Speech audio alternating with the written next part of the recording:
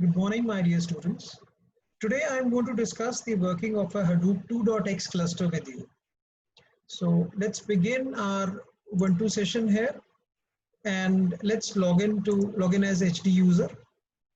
This is the Hadoop user that I've created. I've installed version 2.6.5 so that we can see how we can work with a cluster in a 2.x series.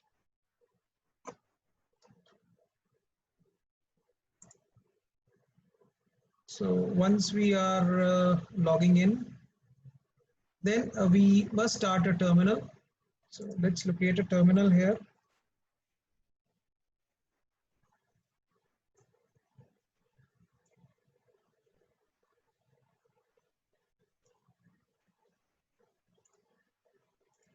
Start a terminal.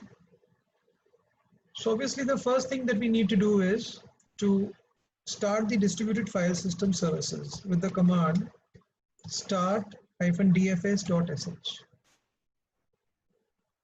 This will start the services name node, data node, and secondary name node. And if you want to start the yarn services also, that is for processing, then you can use the command start-yarn.sh. Right now we are just concerned with working with HDFS, so we have just started the distributed file system services. Then you can list these services. You can see which services are running with the JPS command. So you can see that name node, data node, and secondary name node are now working. So in my previous video with you, I discussed the working of a cluster of Hadoop 3.x series. And similarly here in 2.x series, there is a default user folder. So for this user, HD user, the default path or the default folder would be /user/HD user. Okay. Now let's see whether we can access that default folder or not. So let's begin with a few Hadoop file system commands. So Hadoop fs-ls, and let's say let's first list the contents of the root. This will list the contents of the root. So that means the cluster is empty. There is no file to show. Now let's go to the web UI. It would be different here in version 2.x series. So we are going to the web UI of this Hadoop 2.6.5. And here, as I discussed in my previous video with you guys, that you need to use localhost 50070. Whereas in version 3.x, it is localhost :9870. So once we use this, then the cluster is there in front of you with the name node description and the data node description. So I'll be discussing all these, things in my next video, because right now I want to concentrate on your cluster. So let's browse the file system.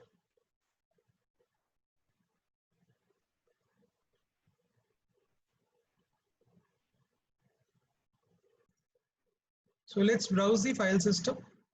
Click on utilities and browse the file system.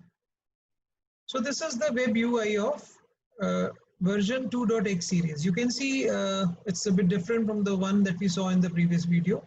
And right now you can see that the cluster is empty. There is no file. We have nothing in the root. And obviously we don't see the user folder, which is not accessible right now.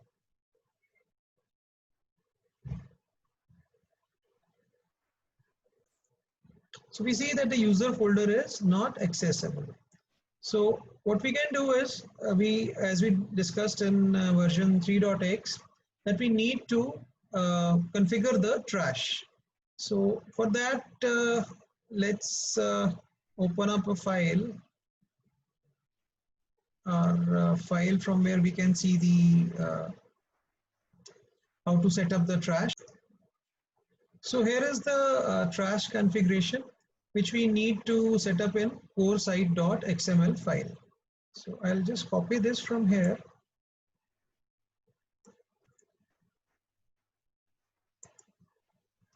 And I'll open the file in my terminal.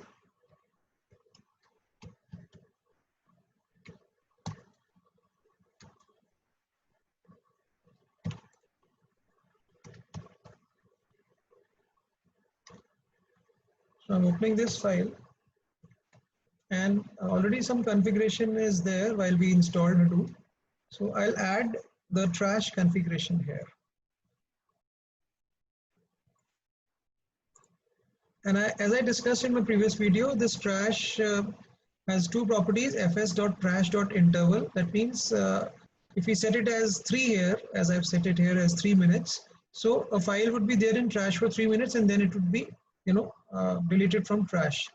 And if I set a fs.trash.checkpoint.interval as 1, then it will, after every 1 minute, it will check the trash for the files which are older than 3 minutes and will remove them from the trash.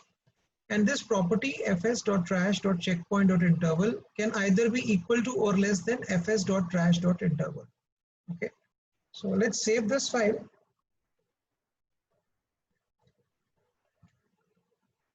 And now let's see whether the user folder has appeared in our cluster or not. So still no sign of user folder. So what we can do is, setting up the trash, and then we need to delete a file. So that is the important part here. So Hadoop fs-put. Let me first transfer a file to my cluster.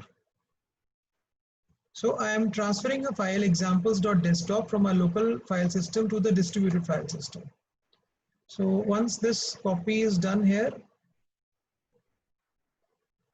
then we can go to our cluster and refresh it, and we can see that the file examples.desktop is there with the size as 8.77 KB and the block size 2 MB and replication 1. This we set up in our initial configuration. You click on this file, you will see that this file has got only one block. Okay, and there is a block ID and the block pool ID. The size of this file is 8980 bytes. So if now we remove this file from our root of the distributed file system, I'm removing this file from the root of the distributed file system. So now a trash policy would appear.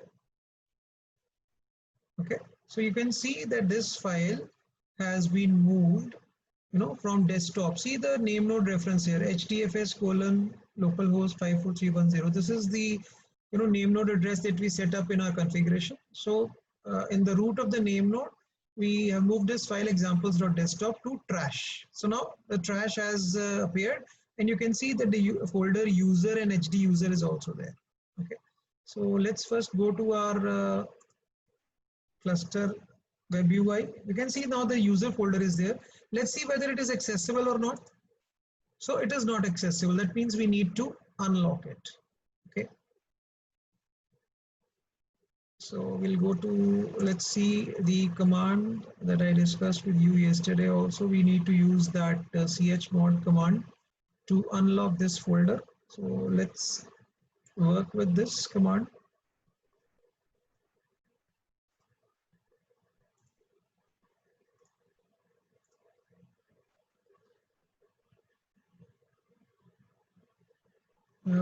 It is still not working. So let's see what the problem is. So this command is not working here. So let's see whether the user folder has become accessible automatically once we have configured the trash. So let me list the files and let me not specify any path. So it will become the default path of /user/HDuser if the user folder is accessible. Okay, so we can see that the user folder is accessible. If we can just list here the contents of user. So it will list there is a HD user folder below it. So user folder has become accessible.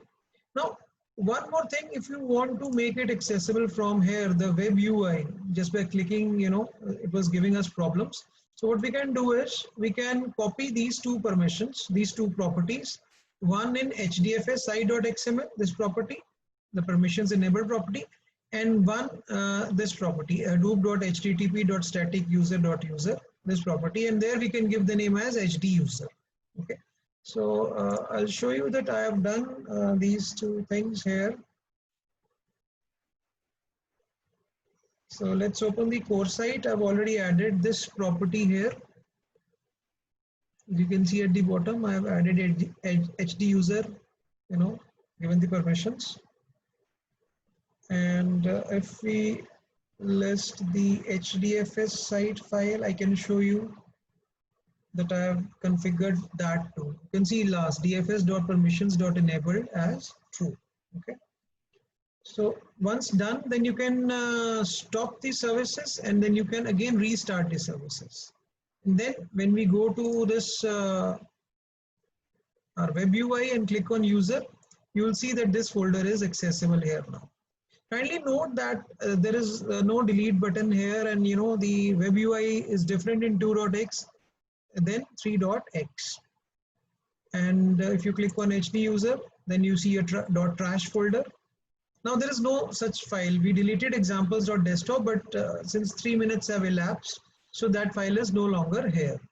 So let's do it once again. Let me copy a file. Remember, to copy a file, the command is -put from your distributed file system to the from your local file system to your distributed file system, and the reverse command would be -get, that we'll discuss in our subsequent discussions. So I'm copying this on desktop. I can copy it in the user folder now also. It's not that we need to copy files only to a desktop. We can create folders, we can move anywhere in the cluster. So I'm copying this file examples.desktop in the user folder, which is below the root folder in HDFS. So once done, you can see here, let me go to this.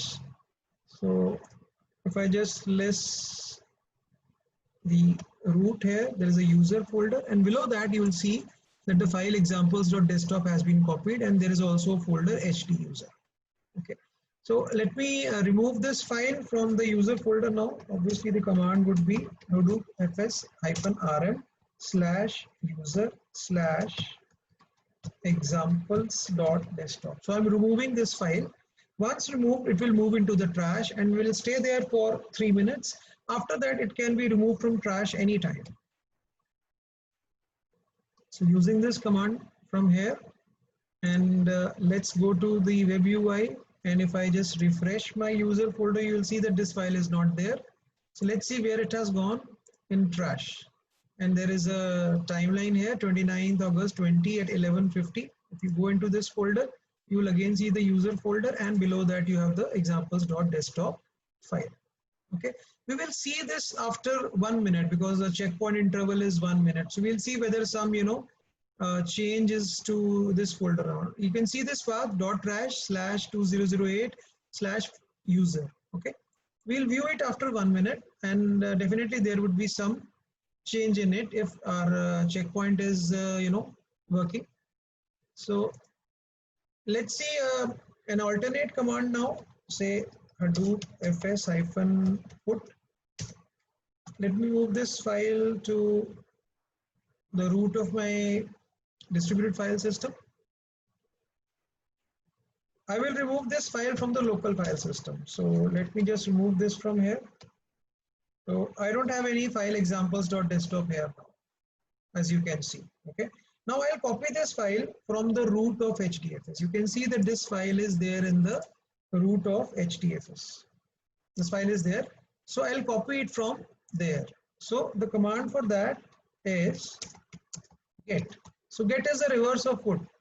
Get is to transfer a file from the distributed file system into the local file system. So just mention the path.